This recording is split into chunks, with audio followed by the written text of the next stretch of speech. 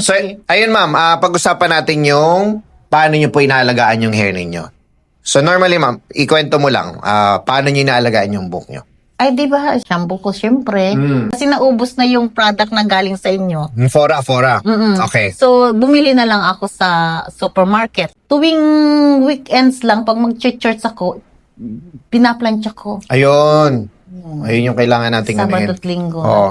Sige ma'am, explain namin ni Ma'am Joy later yung alam mo naman na yun ma'am, no? Yung fora. Oo, nakabili ka na yun, ano? Oo. So, basically, ganun po yung kailangan natin kasi medyo madami tayong gagawin ngayon eh. Okay. No? So, yun yung kailangan yung gamitin. Ma'am, pag magro-roots ka, ito yun. Okay? Ito yung kailangan mo pag magro-roots ka. Ngayon, pag gusto mong maging healthy, okay? Direct to the point, basta gusto mong maging healthy, ma-maintain mo yung hindi siya bumuwaghag. Ay, ito yun. Ito po yung sa root sa color. Pero ito lahat ito, treatment, pampakintab, para maayos yung cleansing. So, nandyan na po yung lahat, ma'am.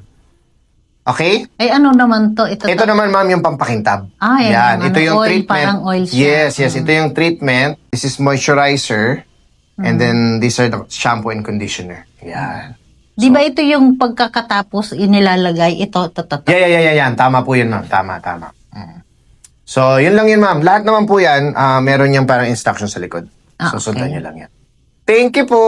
Salamat. Tingin ka dun, ma'am, sa camera. Yan. Okay na. Thank you.